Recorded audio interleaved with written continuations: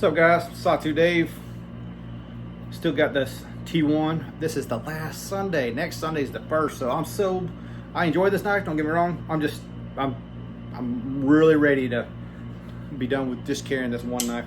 Although I you know, for as far as choices go, something that I was unsure of, basically carrying it a whole month like this, the action's definitely gotten better. I'll really get in tune with the knife, so not like I dislike the knife anyway at all, but I am looking forward to putting something else in the pocket. But for those that didn't know, carrying this 30 days.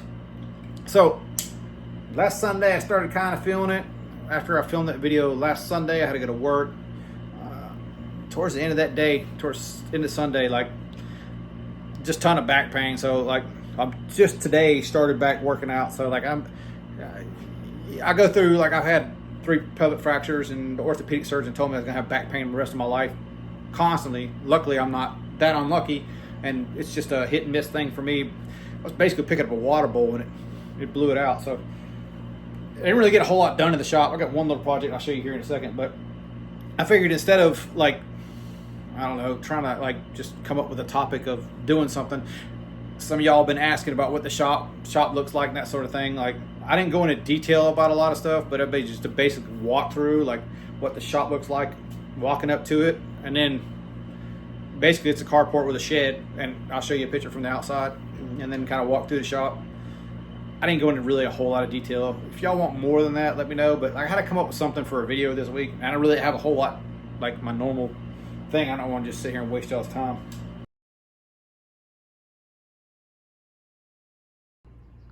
All right, walking in from the porch, there's the grind room door, but going the main shop door, yeah, everything's a mess. So Road King and Buell are kind of sandwiched with just enough room for this door to open and get the bikes out if I need to. If I'm doing like a welding project or something, they gotta come out. Right now, everything's a stray, but yeah, that's my blaster, and I usually pick it up, carry it, put it on that table right there when I blast stuff. That's my cheapo air compressor. I had another cheapo compressor that I used too, but for right now, that's the one to get me by until I get another one. This shelf's like a built-in kind of shelf. So drill press, toolbox has a little bit of stuff in it, but if you've seen the video, sometimes the cats come in and out of the window. That's the little window. It always stays open, and they basically just come up and go through that little window in there. Various vices. So this was I worked at a hydraulic manufacturer. It's kind of a vise we use there. Another 6-inch vise. Bench grinder, and that's got a buffing wheel on that side and a grade deburr wheel on that side. Various other tools and vices and motorcycle parts and everything else laying all over the place here. Chop saw, miter saw, circular saw, oxyacetylene, toolbox number 1. Oh yeah, let's go back over here. Welding, so I got MIG, TIG. The TIG does a stick too as well. It's kind of my tool cart. I got all that stuff on.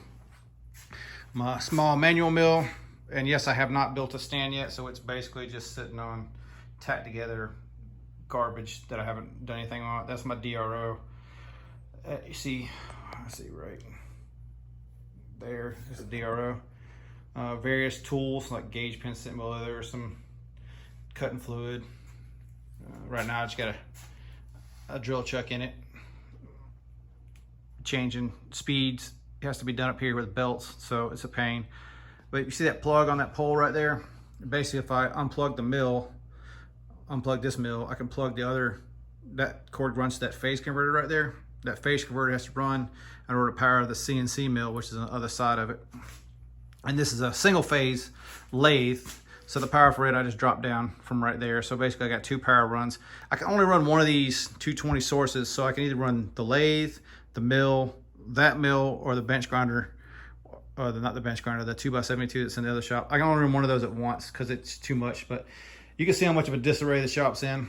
Like, obviously I would have liked to clean it up to show you guys, but there's another toolbox there, and cabinets of various automotive and other thing else is bolts and nuts and whatever else we got. So I'm just gonna kind of curl around the side here. Hopefully this ain't driving you crazy on the video. I just wanted to give you a quick little tour of the shop. It's a mess, I know it is, but here in Arizona you gotta have fans. So fan there, you gotta have them, man. Like, it's no way around it. So that's kind of the opening of the mill there. Once again, this will actually, it runs, but it lost an X and Y, and I can't find the batteries and how to reset it. So I just need someone that's familiar with this. I think it's called Siemens Simulturn, whatever the hell that says right there. Let's see if it'll focus. Focus right there. Yeah, whatever that is, whatever that says. But it's Siemens controls. So I just, they're unfamiliar, they're different controls. This one's 3-phase, like I mentioned before. This is single phase. So this one just runs on regular, like your dryer, welding outlet, whatever you kind of work on. So this one runs. I don't really program a whole lot with it.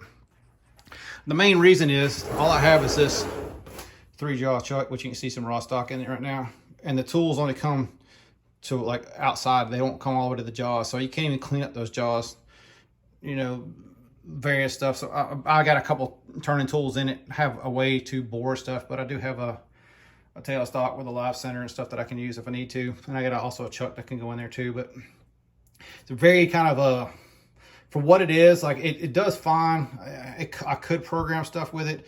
I just haven't got around to really even messing with it for as a CNC program go, because you can't do a second operation with this style. So I could do one operation and turn around. So everything I've been doing has pretty much just been manual anyhow. So just running it with the DRO. The other mill, like I said, the X and Y axis needs to be sorted out. Hopefully I get that done, but I don't have any tools to go in it. It doesn't have a tool changer, so it's a manual change. So I don't have any tools to go in it at all. So even if I do get it running, I got to buy all the tool holders and that sort of thing. Once again, shop's a mess, sorry. It's a mixture of everything else, but this is the main box I use for most of my machine and stuff. There's no sense of going through all of it. You can see how much of a mess everything is. And then back around to the bikes. So once again, the Buell right there and Road King. And then of course, we got our shop gato.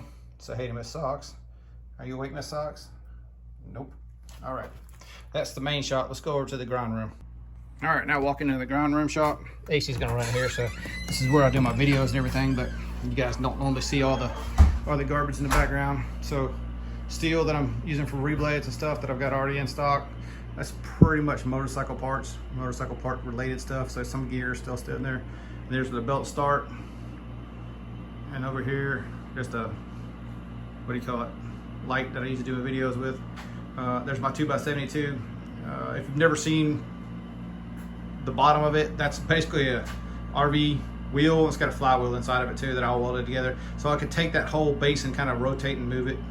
Underneath it, there's a piece of aluminum over there. It's leaning against a box. And behind that box is an actual attic fan that I just took the switch out of it, the temperature sensor switch. So I can just run in here, run across this wall, and that little yellow cord right there, I just plug it in there and suck the vapors out. Right now when it's hot as hell, you can't really run AC and ventilation at the same time, otherwise it's 100 degrees in here, right? Makes sense.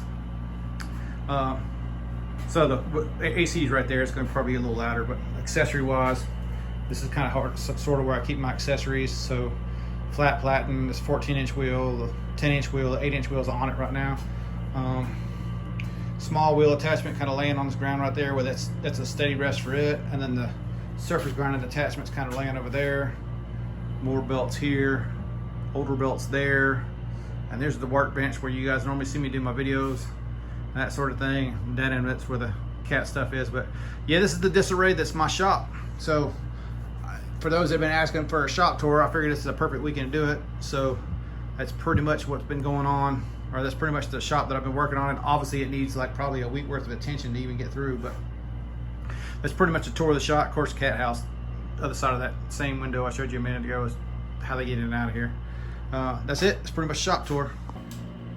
But I am going to show you one project that I'm working on. So I haven't talked about it in a long time, but actually, funny enough, someone asked me about if I wanted their Zermano tier production model, which I've never seen one in person, but like, actually I take that back. I did see one at Blade. They're just different. They're not the same. I'm a custom kind of guy. So while I appreciate the mid-tech, whatever he calls them, sorry, Sammy's down here. While I appreciate the mid-tech and that sort of thing, I'm definitely a custom guy. Having said that, I bought a tier XL blade show, either 22 or 23, I can't remember, that I bought the tier XL. And learning to grind, I figured it's a good knife to learn how to grind on. I messed it up. I think I already showed you guys in the video. So I decided, I want to do reblade. In doing a reblade, I'm trying to get I'm trying to figure out what style I like. Some people can sit there and draw, and that's their thing, and they cut out cardboard or whatever. And that's their. Mine is to get on the actual equipment and just do it. Like probably the most impractical way of doing it, but it is what it is. So without further ado, Tier XL. Before I go too crazy, I already chopped the frame, so you can see it's got a frame chop already.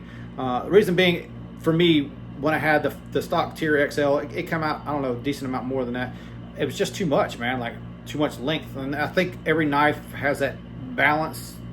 You know, I have knives that are actually longer than this, but they don't feel the same. So like, just what I wanted to do with it, okay? And also did a little chop up in here. So I rebladed this one. This is not finished. I haven't done the detent, haven't done the lock bar cutout or anything. That's just profile, and that's sort of what I was thinking right there. So a little bit different. I might change the lines a little bit. I might take this up further so it kind of swoops in more and doesn't have as much of a hump there. I haven't quite decided what all to do with it, but I'm just playing, you know, having fun. Did a little basic recurve here with some belly here, kind of that reverse tanto, I guess, kind of drop pointy thing, but that's pretty much what I did. I had originally started to do this video where I was gonna do like a I was gonna kind of copy Billy from Apex Alchemy there for a minute. He did like designing a fixed blade and kind of working through a fixed blade. I was gonna do a reblade kind of thing, but yeah, this only being my second one, I was like, is anybody really gonna learn anything from this other than, you know, I'm trying to figure it out myself as I go? It's probably not. So I was like, let's not do that video. But anyway, hopefully next week or two, I'll get this one kind of buttoned up and ready for heat treat. This is S45 for this one. So I figured I'd do something different this time. The other three that I did were all 3V, which I have more 3V down there, but keep changing stuff up, man. So I think I'm gonna try to do this. I got a couple more that I messed up when I first started grinding, then I'm probably gonna try to reblade. And then go from there and see what happens. What else was I gonna say? Just a tidbit, because unfortunately, Billy sent me a package, and then I heard Steve talking about it too. So just tips for you guys if you want to send FedEx, because that's pretty much all I do is FedEx. They have what they call Express Saver envelopes or bubble packs. Either way, you can package your package up and take it to a FedEx office. If you're not near an office, this probably ain't applicable. But generally speaking, if it fits in that bag and weighs under whatever the requirement is, I've sent like 3 or 4 knives at one time, so I don't know what the weight is, but I've never exceeded it from what I needed to ship in that. But basically, if it fits inside that, it's $13 basically, just under $13 to send it across the country today. To me, that's the way to go, but you have to get that Express Saver bag or bubble pack Express Saver and do that at a time. You can't just bring the package, set up there. It's going to cost you way more money.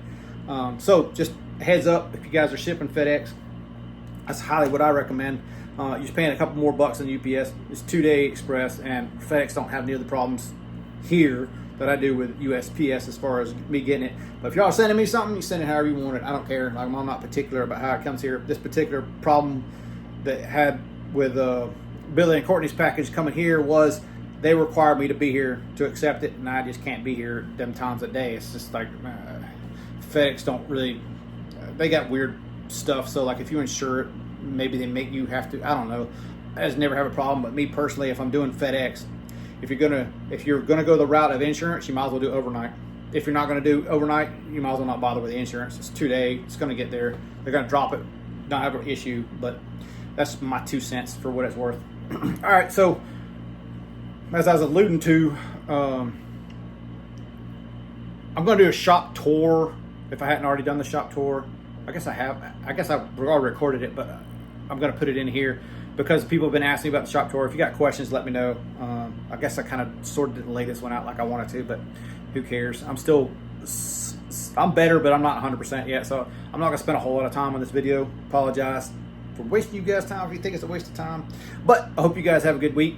And hopefully next week we'll be back in swing. Hopefully next week I'll get Mateo's regrinds done so I can show you some, at least those, and maybe another reblade or so. We'll see. All right, y'all be cool. Later, y'all.